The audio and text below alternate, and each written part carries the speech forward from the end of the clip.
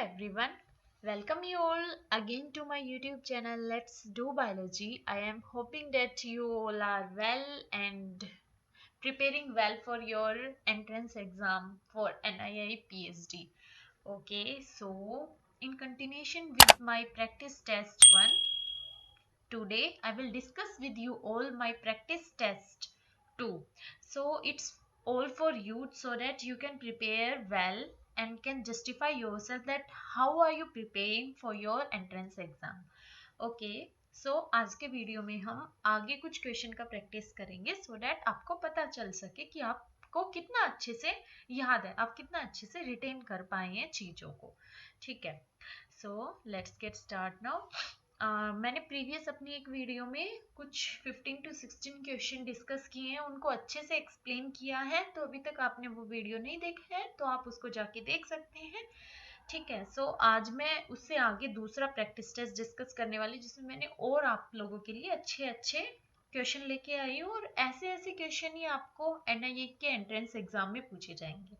ठीक है, and also मेरे चैनल पर आपको एनआईए के एंट्रेंस एग्जाम के सिलेबस का वीडियो और एक 2017 का PYQ का वीडियो भी मिल जाएगा. ठीक है, एंड ऑल्सो विद दिस मैंने एक एनआईए का full information complete application form भरने से एडमिशन तक का कंप्लीट इंफॉर्मेशन से रिलेटेड एक वीडियो अपलोड किया हुआ है. अगर आपने वो नहीं देखा हो तो that will be very helpful for you, आप उसको देख सकते हैं. ठीक है, सो स्टार्ट करते हैं. फर्स्ट क्वेश्चन क्या है? देयर आर वेरियस सब classes of antibody found in body fluids and body secretion. Many different functions में be attributed to these sub classes. हमको पता है कि हमारी बॉडी में ये डिफरेंट 5 क्लास की एंटीबॉडी पाई जाती है. ये क्वेश्चन को मैंने यहाँ पे इस वजह से रखा है क्योंकि अलग अलग में अगर एक एक क्वेश्चन रखते कि IgA का क्या फंक्शन होता है, IgD का क्या फंक्शन होता है, तो उससे बहुत टाइम वेस्ट होता है. यहाँ पे मैंने एक क्वेश्चन इस तरीके का रख दिया है कि अगर आपको किसी का भी पूछा जाए तो यहाँ पे मैं सारी एंटीबॉडी से रिलेटेड उनके फंक्शन डिस्कस कर सकूं और आपको किसी भी एंटीबॉडी का पूछा जाए तो वो इजीली सॉल्व कर पाओ. और एंटीबॉडी से रिलेटेड डेफिनेटली 1 से 2 या 3 क्वेश्चन आराम से आएंगे. ठीक है, तो अच्छे से इस टॉपिक को पढ़ लेना. ओके, सो देखते हैं इसका आंसर क्या हो सकता है. सबसे पहले तो आप ना जब भी आपको मैच द फॉलोइंग का क्वेश्चन दिया जाए तो सबसे पहले जो पता हो उसको मैच कर लो और फिर ऑप्शन को देखो. ठीक है, अब देखते हैं हमको कौन सा पता है. Binds to macrophages by FC. चलो ठीक है, हम लगा लेते हैं कि आपको इसका आंसर नहीं पता. आगे बढ़ते हैं. Mast cell and basophil. जैसे ही मास्ट सेल बेसोफिल का नाम आता है माइंड में क्या क्लिक होता है? ये जरूर IgE ही होगा क्योंकि IgE ही एलर्जी से रिलेटेड होता है जिसमें मास्ट सेल होती है, इन्वॉल्व होती है. ठीक है, और बेसोफिल सेल्स. नेक्स्ट देखते हैं. सबसे पहले BCR जिस पे आता है तो इसका आते ही हमारे माइंड में आता है immature B cell, mature B cell, और उनके सरफेस पर क्या होता है? IgM सबसे पहले आता है इमेच्योर में. फाइनली मैच्योर जब बन जाता है उस पर IgD भी आ जाता है सरफेस BCR, लेकिन सबसे पहले आता है हमारा IgM. ओके, ये भी हो गया. नेक्स्ट क्या है? No major specific. चलो ये भी छोड़ो. Protection of mucus membrane. Mucus membrane याद रखना जो IgA होता है वो सिक्रेटरी नेचर का होता है. मतलब जहाँ पे भी सिक्रीशन फंक्शन होता है ना, चाहे म्यूकस का हो, इंटेस्टाइनल में हो, कहीं भी जहाँ भी सिक्रीशन वाला फंक्शन होता है म्यूकस जैसे हो गया, वहां पे IgA का फंक्शन आता है. IgA का फंक्शन आता है. ठीक है, अब देखते हैं बचा कौन सा हमारा. एक IgG और D. तो जो हमारा D होता है, IgG का तो बहुत फंक्शन होता है जैसे आपको पता होगा, ऑप्सोनाइजेशन में भी होता है. ठीक है, कॉम्प्लीमेंट जो कॉम्प्लीमेंट जो होता है उसमें पाथवे में भी होता है. एंड देन ADCC जो है उसमें भी होता है. तो D ही ऐसा होगा जिसका कोई भी मेजर फंक्शन नहीं होगा. अब देखते हैं bind to macrophages by FC. ये IgG जो है ना, इसका जो FC रिसेप्टर है वो हमारे डिफरेंट जो सेल्स है, इम्यून सेल्स है, उन पे बाइंड कर सकता है. ओके, याद रखना इस चीज को. जैसे NK सेल्स पे बाइंड करता है IgG का FC रिसेप्टर, तो हम उसको बोलते हैं ADCC process, antigen antibody dependent cell mediated cytotoxicity. Okay, तो याद रखना जो भी मैं एंटीबॉडी के बारे में, जिसके बारे में भी जो फंक्शन बताया है उसका. अब एक और बात याद रखना. अब देखो, हमसे पूछा जाए एंटीबॉडी के बारे में कि हमारे प्लाज्मा में जो सीरम में है, प्लाज्मा में इनका कंसंट्रेशन किस तरीके से होता है, कौन सा सबसे ज्यादा होता है, कौन सा कम, तो याद रखना गम दे, इस तरीके से आपको अच्छे से याद होगा इन न्यूमेरिक से, गम दे। तो जी सबसे ज्यादा होता है, उसके बाद ए, देन एम, देन डी और ई सबसे कम। तो इस तरीके से याद रखना इनका कंसंट्रेशन किस अकॉर्डिंग होता है, कौन सा सबसे ज्यादा होता है, इस तरीके से सीरीज में, ऑर्डर में। And then what more thing, okay, जब भी हम पे फर्स्ट टाइम कोई भी एंटीजन अटैक करता है तो उस टाइम सबसे पहले आईजीएम उस टाइम पे आएगा। आईजीएम का प्राइमरी इम्यून रिस्पॉन्स में सबसे पहले आईजीएम होता है, उसके बाद आईजीजी आता है। लेकिन जब सेकेंडरी इम्यून रिस्पॉन्स होता है, at that time IgG will be more. ठीक है, सेकेंडरी इम्यून रिस्पॉन्स में आईजीजी ज्यादा होगा, बट प्राइमरी में आईजीएम ज्यादा होगा। Okay, I think this much information will be enough for you. ठीक है, और हाँ, और जो कॉम्प्लीमेंट एक्टिवेशन पाथवे होता है ना, उसमें सबसे रोबस्ट जो रिस्पॉन्स देता है वो देता है आईजीएम। वो किस लिए, क्योंकि उस वो पेंटामर है। ठीक है, इस तरीके से इन सब का फंक्शन होता है। तो अकॉर्डिंगली देख लेना, इनका आंसर सबका मैंने बता दिया है, तो it will be I think A का 3, बी का 4, so it will be C. ठीक है, then next question is which amino acids has two optical centre. Optical centre होता है जो कायरल कार्बन होता है। कायरल कार्बन मीन्स जिस कार्बन पे जो जिस जैसे इस पे चार एटम अटैच होंगे, जो भी होंगे, तो इस पे चारों एटम डिफरेंट होनी चाहिए, तो हम इस ये ऑप्टिकल सेंटर होगा, कायरलिटी होगी इसमें, ये इसको हम कायरल कार्बन बोलेंगे। तो ऐसा हमारे पास सिर्फ दो ही अमीनो एसिड होते हैं जिनमें दो ऑप्टिकल सेंटर होते हैं, दो कायरल कार्बन होते हैं। वो है हमारा एक तो आइसोल्यूसिन और एक थ्रियोनिन। ठीक है, एक बात याद रखना, एनआईआई में कोई भी हार्ड क्वेश्चन या फिर डिफरेंट टाइप का जिसमें बहुत सारा आपको क्या दिमाग लगाने का जरूरत है, ऐसा क्वेश्चन नहीं पूछा जाता। सीधा सीधा क्वेश्चन पूछा जाता है एनआईआई में, जो आपको या मतलब मेमोरी बेस्ड टाइप का लगा लो आप। ठीक है, सो इजीली से कर पाओगे आप सारे क्वेश्चन को। और हाँ, सारे क्वेश्चन करना जरूरी नहीं है, जिसमें आपको श्योरिटी हो उसी क्वेश्चन को ट्राई करना, उसी को सोल्व करो। अगर बिल्कुल भी थोड़ा सा भी ये हो कि ये गलत हो सकता है, तो उस पर चांस मत लेना। ठीक है, क्योंकि नेगेटिव मार्किंग 1/3 होता है, तो it will be difficult for you if you will get stuck into more negative marking.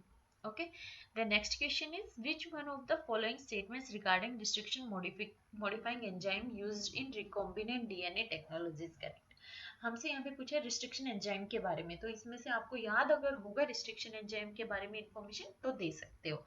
And also ये सिर्फ एनआईआई के लिए स्पेसिफिक नहीं है, अगर आप सीएसआई या गेट डीबीटी का भी प्रिपरेशन कर रहे हो तो भी ये सीरीज जो है आपके लिए प्रैक्टिस टेस्ट जो है बहुत इंपॉर्टेंट है और बहुत यूजफुल भी रहेगा। ठीक है, okay, let's see the option of this question. Then first option क्या दिया हुआ है हमको, एंडोन्यूक्लियस रिमूव न्यूक्लियोटाइड्स। हमको करेक्ट बताना है, जो कि मैं पहले बताती हूँ कि सबसे पहले मार्क कर लो कि करेक्ट पूछा है कि नॉट करेक्ट।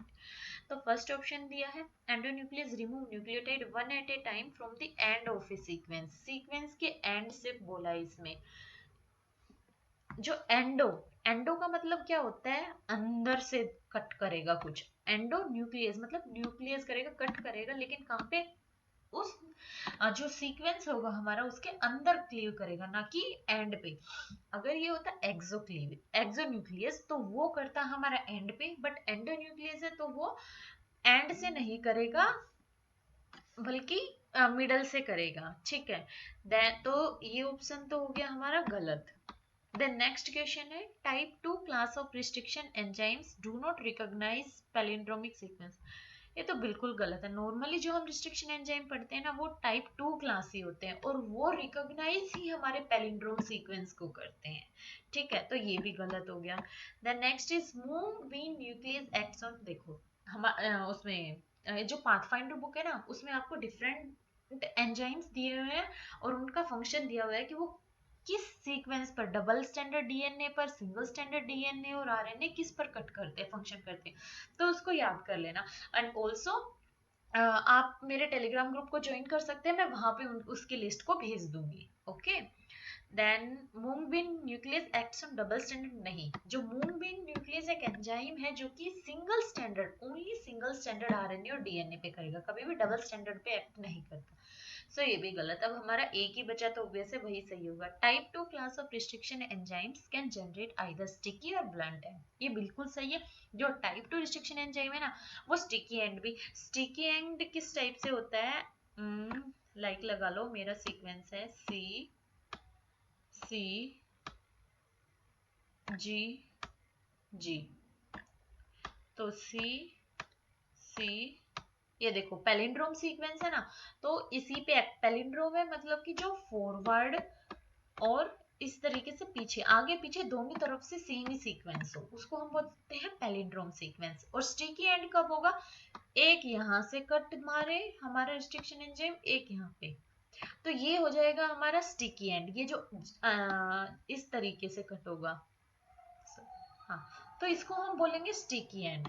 लेकिन अगर एंजाइम यहाँ पे कट करे और यहाँ पे, तो इसको हम बोलेंगे ब्लंट एंड, कि ब्लंट एंड हुआ है दोनों तरफ। ठीक है, तो ऐसे स्टिकी और ब्लंट एंड होता है, और टाइप 2 किसी तरीके से भी जनरेट कर सकता है, स्टिकी एंड भी और ब्लंट एंड भी, तो ये ऑप्शन हमारा करेक्ट है। Then next question is which of the following is related to affinity maturation. ये मैंने अपनी लास्ट जो प्रैक्टिस टेस्ट 1 था उसमें बहुत अच्छे से डिस्कस किया है। ठीक है, तो अगर आपने अभी तक वो नहीं देखा है तो उस वीडियो में आपको ये अच्छे से समझ आ जाएगा। नॉर्मली क्या होता है कि एफिनिटी मैचुरेशन मतलब जो हमारी एंटीबॉडी है उसकी एफिनिटी बढ़ गई एंटीजन के लिए, कि अभी वो different various kind of antigen पर एक्ट कर सकता है और सबके अगेंस्ट वर्क करेगा। लेकिन ये इतना टाइप का एंटीबॉडी, उसके पास इतनी एफिनिटी कहाँ से आ गई, तो देखो कहाँ से आती है, कि जो हमारी एंटीबॉडी है उसमें वेरिएबिलिटी जनरेट हो जाती है, इतनी ज्यादा वेरिएबिलिटी कि वो डिफरेंट टाइप के एंटीजन से हो सकता है। वो वेरिएबिलिटी भी किसी प्रोसेस तो आई होगी, उसको हम बोलते हैं सोमेटिक हाइपरम्यूटेशन, मतलब कि बहुत ज्यादा म्यूटेशन हो जाती है वेरिएबल रीजन में। जो वेरिएबल रीजन होता है ना एंटीबॉडी का, इसमें डाइवर्सिटी जनरेट होती है, इसकी वजह से इसमें म्यूटेशन आ जाता है। और वो किस वजह से होता है, एड एंजाइम की वजह से, एक्टिवेशन इंड्यूस्ड साइटिडिन डीएमिनेज। ठीक है, ये एंजाइम क्या करता है, साइटिडिन जो हमारा यहाँ पे वेरिएबल रीजन में प्रेजेंट होगा उसको डीएमिनेट करके यूरेसिल बना देगा, और यूरेसिल फिर हमारे रिपेयर डीएनए रिपेयर मशीनरी से ठीक नहीं होगा, और उसकी वजह से वेरिएबिलिटी जनरेट होती जाएगी, और जिससे हमारी एंटीबॉडी की बहुत वास्ट डाइवर्सिटी जनरेट होगी, जिससे हमारा एफिनिटी, जिसको हम नॉर्मली एफिनिटी मैच्योरेशन करके बोलते हैं। ठीक है, तो ये प्रोसेस किससे रिलेटेड है, सोमेटिक हाइपरम्यूटेशन, ना ही VDJ recombination, not homologous recombination and neither class switch recombination. Class switch recombination क्या होता है, क्लास स्विचिंग में याद रखना सिर्फ जो हमारा कांस्टेंट रीजन है ना एंटीबॉडी का वो ही चेंज होता है, वेरिएबल रीजन में कुछ भी चेंज नहीं आता, याद रखना क्लास स्विचिंग में। और दूसरी इंपॉर्टेंट थिंग, क्लास स्विचिंग हो चाहे सोमेटिक हाइपरम्यूटेशन हो, ये दोनों ही प्रोसेस जब हमारी एंटीबॉडी एंटीजन से बाइंड होगी उसी के बाद ही होगा। मतलब सेकेंडरी लिम्फोइड ऑर्गन में जब आके एंटीबॉडी एंटीजन से बाइंड करेगी उसके बाद ही ये दोनों प्रोसेस हैपन होती है। ठीक है, क्लास स्विचिंग में सिर्फ कांस्टेंट रीजन में ही स्विच रीजन होते हैं, वहां पे उनकी वजह से डिफरेंट काइंड का antibody, different class of antibody generate होती है। Okay, the next question is some coenzyme that serves as transient carrier of specific chemical groups are shown below। तो हमारे पे कोएंजाइम दिया हुआ है और केमिकल ग्रुप दिया हुआ है, हमको बताना मैच करना है बस। इसका टेबल भी मैं आपको टेलीग्राम ग्रुप पे सेंड कर दूंगी, एंड ऑल्सो ये पाथफाइंडर में दिया हुआ है, तो ये बस आई थिंक याद ही कर लोगे अच्छे से तो अच्छा रहेगा, जिस क्योंकि ये नेट में भी बहुत ज्यादा आता है एंड ऑल्सो गेट में भी आता है ये क्वेश्चन। ठीक है, बहुत क्वेश्चन आते हैं इससे रिलेटेड गेट में। ओके, सो देखते हैं। कोएंजाइम ए याद रखना, ए है कोएंजाइम ए है मेनली, हम याद हो आपको, तो जब हमारा पायरुवेट से एसिटाइल कोएंजाइम ए बनता है, एसिटाइल कोएंजाइम ए, तो वहां पे हम कोएंजाइम ए यूज करते हैं। तो देखो एसिटाइल कोएंजाइम ए, पायरुवेट से, और कोएंजाइम में यूज हो रहा था। तो कोएंजाइम में किसके बनाने के लिए यूज हो रहा था? एसिटाइल, मतलब असाइल ग्रुप आ रहा था। तो देखो कितने अच्छे से याद रख सकते हो आप कि कोएंजाइम में एसाइल ग्रुप को ट्रांसफर करता है, इसीलिए हमारा पायरुवेट से एसिटाइल कोएंजाइम में बना था। Then further flavin adenine dinucleotide, ये क्या होता है? जो हमारा विटामिन B3 है, ये इलेक्ट्रॉन ट्रांसफर करते हैं, एफएडी, ये जो है एफएडी। एंड देन ये है एनएडी, एनएडी करता है हाइड्राइड, मतलब H प्लस और इलेक्ट्रॉन दोनों करता है, एंड दिस वन इलेक्ट्रॉन, ठीक है। एंड देन बचा हुआ पायरिडोक्सिल फॉस्फेट, ये करता है हमारा अमीनो ग्रुप को ट्रांसफर। तो कौन सा ऑप्शन हुआ? 2 1 4 3, दिस वन सेकंड, 5 का होगा बी, राइट।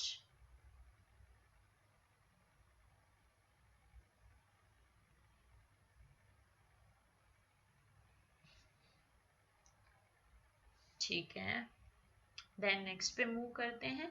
ओके, ये क्वेश्चन बहुत इंपॉर्टेंट है, इसको ध्यान से समझना, क्योंकि इस प्रैक्टिस टेस्ट में मैंने टेक्निक से भी रिलेटेड कुछ क्वेश्चन रखे हैं जो कि आपको गेट में भी बहुत ज्यादा हेल्प करेंगे। ओके, तो ध्यान से देखना और सुनना, इसमें क्या कॉन्सेप्ट लगाना है। बहुत इजी है, अगर ध्यान से सुन लोगे तो इस टाइप के सारे क्वेश्चन को सोल्व कर पाओगे। देखने में बहुत हार्ड लगता है, सोल्व नहीं कर पाएंगे, लेकिन ऐसा कुछ नहीं है। देखना, a mixture of cytochrome c and myoglobin are separated by polyacrylamide gel electrophoresis. Their isoelectric point, जो ध्यान देने की हमारी चीज है, pH values are this and in which direction will each protein migrate at pH। देखो हमारे प्रोटीन का पीआई जो है ये है, जो हमारा साइटोक्रोम सी है उसका पीआई ये है, और मायोग्लोबिन का पीआई ये है। पीआई क्या होता है? जिस पीएच पर हमारा जो ज्विटर आयन फॉर्म होते हैं, नेट चार्ज 0 होता है, उसको हम पीआई बोलते हैं। ये पीआई है हमारा साइटोक्रोम सी और मायोग्लोबिन के लिए। In which direction will each protein migrate at pH 8.5। जब हमारा पीएच 8.5 होगा तो उस पर हमारा प्रोटीन किस डायरेक्शन में मूव करेगा? तो देखो, जब भी हमारा पीएच कम होगा पीआई से, याद रखना पीएच कम है, पीएच कम है मतलब कि H प्लस ज्यादा है, तो चार्ज होगा पॉजिटिव हमारे प्रोटीन पे, ठीक है। And on the other hand, जब हमारा पीएच ज्यादा हो गया, पीएच बढ़ गया मतलब कि चार्ज कम हो गया ना, इसको रटने का जरूरत नहीं है। पीएच कम है, जब पीएच कम होता है तो हमको पता है पॉजिटिव चार्ज होता है, क्योंकि H प्लस ज्यादा होता है उस टाइम पे जब पीएच कम होता है ना, तो पॉजिटिव चार्ज। अब पीएच जब ज्यादा हो गया तो मतलब H प्लस कम हो गया, तो चार्ज कौन सा आएगा? नेगेटिव। इस तरीके से याद रखना। बहुत लोग इस चीज में कंफ्यूज रहते हैं, कंफ्यूज होने का बिल्कुल जरूरत नहीं है, लॉजिकली याद रखो। पीएच कम है, कम पीएच है मतलब H प्लस ज्यादा, तो पॉजिटिव चार्ज। इसी लॉजिक से अब हम इस क्वेश्चन को सॉल्व करेंगे। इसमें देखो हमारा पीएच है 8.5, 8.5 पीएच है, और इसका 9.6 पीआई है, मतलब कि पीआई ज्यादा है, पीएच कम है। तो ये वाला केस हो गया हमारा साइटोक्रोम सी के लिए। ओके, CYT सी के लिए, क्योंकि इसमें एक सेकेंड, पीआई ज्यादा है ना इसमें, तो this is not the CYT C case. CYT C का ये होगा साइटोक्रोम सी का, क्योंकि साइटोक्रोम सी में पीआई ज्यादा है। ओके, तो साइटोक्रोम सी में पीआई ज्यादा है, और इसमें देखो पीएच ज्यादा है मायोग्लोबिन में। अब इससे हम कंपेयर करते हैं, तो देखो साइटोक्रोम सी पे पॉजिटिव चार्ज होगा, पॉजिटिव चार्ज है, और मायोग्लोबिन पे नेगेटिव चार्ज, ठीक है ना। तो नेगेटिव चार्ज और पॉजिटिव चार्ज, अब ये याद करो कि नेगेटिव चार्ज वाला किसकी तरफ मूव करता है और पॉजिटिव चार्ज वाला किसकी तरफ मूव करता है। क्रोम पे जो है पॉजिटिव चार्ज एंड मायोग्लोबिन पे नेगेटिव चार्ज। तो हमको पता है कि जो नेगेटिवली चार्ज होता है वो किस तरफ मूव करता है? एनोड की तरफ, है ना। किस तरफ मूव करता है? एनोड की तरफ। याद होगा कि डीएनए जो है नेगेटिवली चार्ज होता है और एनोड की तरफ मूव करता है, तो इसी तरह मायोग्लोबिन भी नेगेटिव चार्ज आया है और ये एनोड की तरफ मूव करेगा। एंड साइटोक्रोम सी जो है पॉजिटिव चार्ज, और पॉजिटिव चार्ज जो प्रोटीन होता है वो किसकी तरफ मूव करता है? कैथोड की तरफ, ठीक है। तो अब हम देखते हैं कि एक कौन से मैच करें, मायोग्लोबिन नोड और एनोड, ठीक है, साइटोक्रोम कैथोड। तो इस तरीके से हमारा आंसर होगा ऑप्शन ए। सबसे पहले जो भी प्रोटीन दिया हो उसका पीएच पीआई कंपेयर करके चार्ज कैलकुलेट करना, और फिर चार्ज जैसे ही पता चल जाएगा तो आपको पता चल जाएगा कि वो कौन से एंड की तरफ मूव करेगा। Okay, so next question is chirality of DNA is due to. Chirality किस वजह से होती है, जब हमारा जो डीएनए उसमें मतलब एक प्लेन में वो ना रहे, कि वो प्लेनर ना हो, तो ऐसा सिर्फ हमारा ये सॉरी कायरलिटी जो होती है ना डीएनए में, वो किसकी वजह से होती है, सिर्फ इसमें एक आता है जो सुगर मॉलिक्यूल है, जो हमारा सुगर है ना, वो ओनली ऐसा है जो एक प्लेन में नहीं आता, नॉन प्लेनर है, ठीक है, एक प्लेन में नहीं आता, उसी वजह से वो डीएनए को कायरलिटी।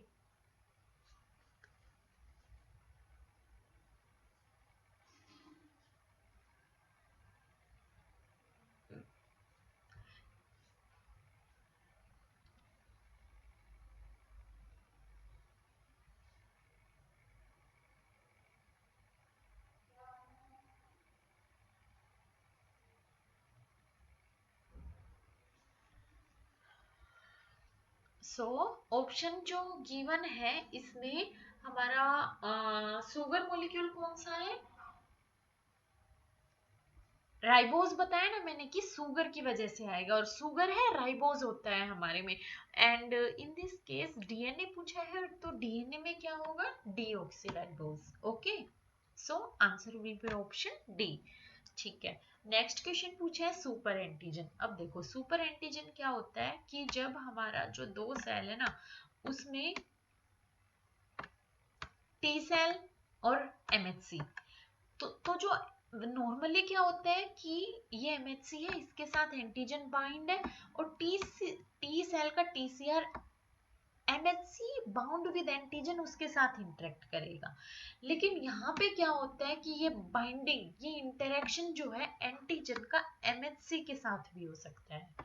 नॉर्मली ये लगा लो एमएचसी है, this is our T cell पे हमारा है टीसीआर, और एमएचसी है ये हमारा कोई भी एपीसी लगा लो, एपीसी है हमारा, उस पे एमएचसी प्रेजेंट है, बाउंड है एंटीजन के साथ। तो जो ये टीसीआर है वो इंटरेक्ट करता है antigen that is bound with MHC. लेकिन ये एंटीजन क्या होता है ना, कभी कभी एमएचसी के जैसे बीटा होता है रीजन, उसके साथ डायरेक्ट इंटरेक्ट कर सकता है, तो जिससे टी सेल का और भी बहुत ज्यादा वास्ट लेवल पे एक्टिवेशन हो जाएगा, ठीक है, एक्टिवेट बहुत ज्यादा नंबर पे हो जाएगा, क्योंकि एंटीजन यहाँ पे भी कर रहा है, तो टी सेल यहाँ से भी इंटरेक्ट कर सकती है, जिससे टी सेल का एक्टिवेशन बहुत ज्यादा नंबर पे होगा और बहुत एग्जेजरेटेड रिस्पॉन्स मिलेगा हमें इससे, ठीक है। तो सुपर एंटीजन क्या है, एक्सेप्शनली लार्ज नहीं, इसमें लार्ज नहीं होता, लेकिन बहुत सारे एंटीजन मोलिक्यूल इंटरेक्ट कर जाते हैं, जिससे एक ही एमएससी की हेल्प से डिफरेंट मतलब ज्यादा नंबर में टी सेल एक्टिवेट हो जाती है। स्ट्रॉन्ग एंटीबॉडी नहीं, एंटीबॉडी रिस्पॉन्स नहीं होता, टी सेल ज्यादा एक्टिवेट हो जाती है नंबर में। Attach non specifically to BCR नहीं, बीसीआर से नहीं, नॉर्मली टीसीआर से अटैच होते हैं, तो activate a large number of T cell. Okay, on the next question is on the molar scale which of the following interaction in non-polar environment provides highest contribution। आंख बंद करके लगा देना, normally non polar में क्या होता है, hydrophobic interaction जो है वो सबसे ज्यादा वैल्यूएबल होता है, वो सबसे ज्यादा कंट्रीब्यूशन देता है, ठीक है। Next question is enzyme catalysis biochemicals by. जो एंजाइम कैटालिसिस होता है वो कैसे होती है, एंजाइम जो है वो कैटालाइज करता है by decreasing the activation energy, और वो एक्टिवेशन एनर्जी कैसे डिक्रीज करेगा, by stabilising the transition state. जैसे ये हमारा एनर्जी लेवल डायग्राम है, फ्री एनर्जी, तो इसमें ट्रांजिशन लेवल को स्टेबलाइज करा देता है, so that decrease the activation energy, activation energy decrease हो जाए। तो ऑप्शन देखते हैं, सिक्विस्टरिंग द प्रोडक्ट, अगर प्रोडक्ट ही सिक्विस्टर हो जाएगा तो एंजाइम बायोकेमिकल रिएक्शन को कैटालाइज कैसे कर रहा है, क्योंकि प्रोडक्ट तो बनना चाहिए हमारा, ना कि सिक्विस्टर होना चाहिए। याद रखना फ्री एनर्जी में कोई चेंज नहीं होता, फ्री एनर्जी जैसी थी वैसी ही रहेगी, चाहे एंजाइम लो चाहे मत लो, ठीक है। तो ऑप्शन बचा हमारे पास last, this will be the answer, कि स्टेबलाइज करता है transition state of the reaction. Okay, The next question is Tata box is found in the vicinity of transcription start site. The role of this, हमारे पास जो prokaryotes होता है उसमें पाया जाता है टाटा बॉक्स। ठीक है, इस टाटा बॉक्स का क्या काम होता है, ये -10 के पास पाया जाता है नॉर्मली। ठीक है, upstream of the start site, transcription start site के अपस्ट्रीम में। टाटा बॉक्स पे क्या होता है, टाटा बॉक्स पे जाके हमारा आरएनए पॉलीमरेज अपनी जगह पा लेगा और वो वहां जाके बाइंड हो जाएगा टाटा बॉक्स से। टाटा वो स्कैन करते जब टाटा बॉक्स मिलता है ना, वहीं पे जाके ओनली बाइंड करता है हमारा आरएनए पॉलीमरेज। तो टाटा बॉक्स क्या करता है, वो आरएनए पॉलीमरेज की बाइंडिंग साइट की तरह एक्ट करता है। ठीक है, राइबोसोम, राइबोसोम तो ट्रांसलेशन का काम आ गया, जो कि यहाँ पे हमसे ट्रांसक्रिप्शन का पूछा है। ठीक है, serve as RNA polymerase, this is absolutely correct. Provide 3D structural integrity of a DNA molecule, नहीं, ये डीएनए मॉलिक्यूल की इंटीग्रिटी में इसका कोई रोल नहीं होता टाटा बुक्स का।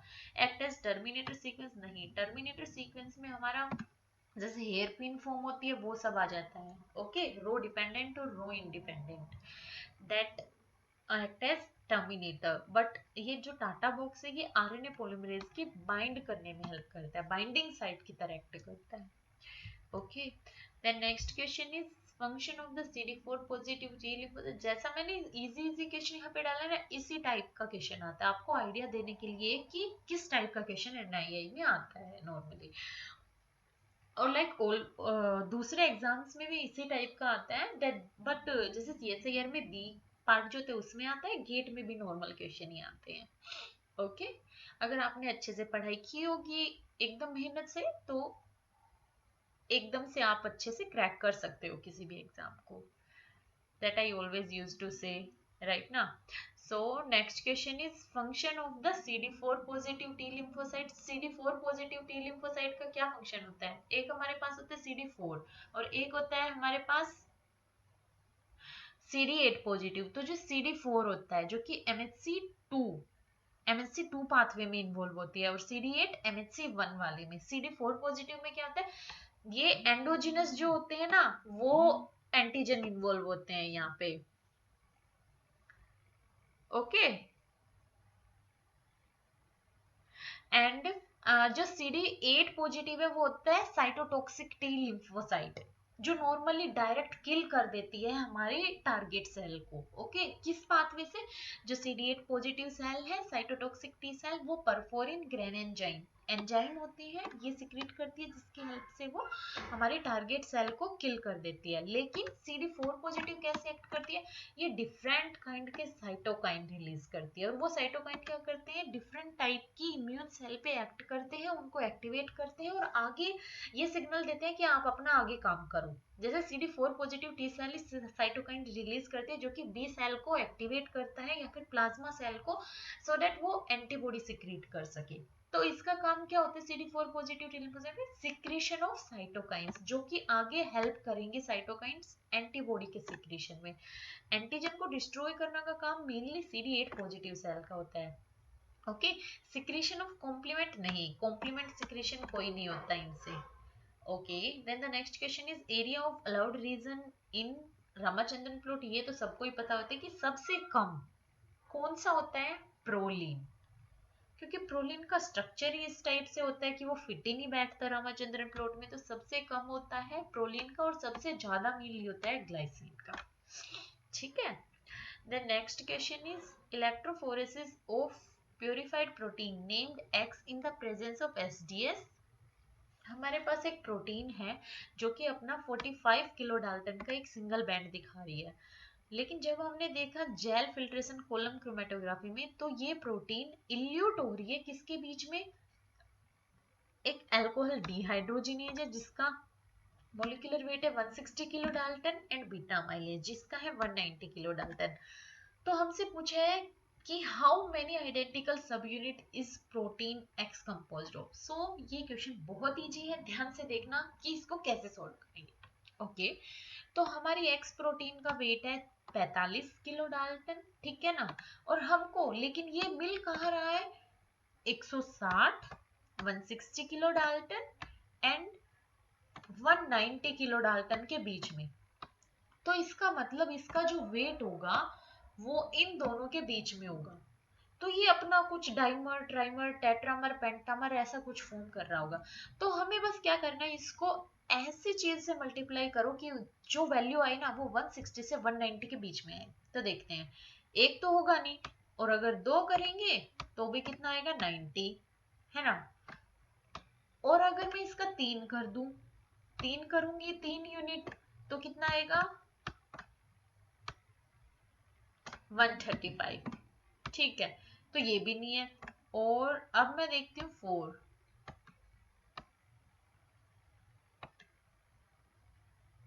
ये आ गया 180। तो देखो ना ये वाली वैल्यू 160 से 190 के बीच में लाई कर रही, ना ये वैल्यू 160 से 190 के बीच में लाई कर रही। जो वैल्यू लाई कर रही है 160 से 190, क्योंकि हमको बोला गया है कि हमको x का बैंड 160 और 190 के बीच में मिला है, तो वो मिल रहा है हमको जब मैं इसका 4 सब यूनिट, जब ये टेट्रामर फॉर्म कर ले रहा है x, ठीक है, तब हमको इसका मोलिकुलर वेट इन दोनों के बीच में मिल रहा है। तो ये कितना आइडेंटिकल सब यूनिट कंपोज कर रहा है, 4।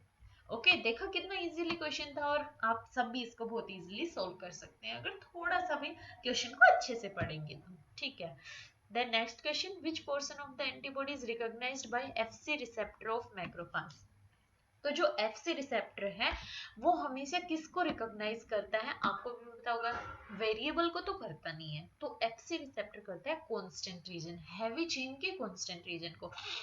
लैम्डा चेन और कप्पा चेन, ये दोनों हमारे लाइट चेन जो होती है ना उसका पार्ट है। और जे चेन जो है ये होता है हमारा जो ए आईजी ए होता है ना, मेनली उसमें प्रेजेंट होता है, और आईजी एम में प्रेजेंट होता है। दो एंटीबॉडी में जे चेन प्रेजेंट होती है, क्योंकि आईजी ए सिक्रीशन में मेनली डाइमर फॉर्म में होता है और आईजी एम पेंटामर फॉर्म में होता है। तो उनकी सारी वैलेंसी को, सारे पार्ट को जोड़ने के लिए जे चेन काम करता है। ठीक है, तो एफसी रिसेप्टर रिकॉग्नाइज किया जाता है हैवी चेन से।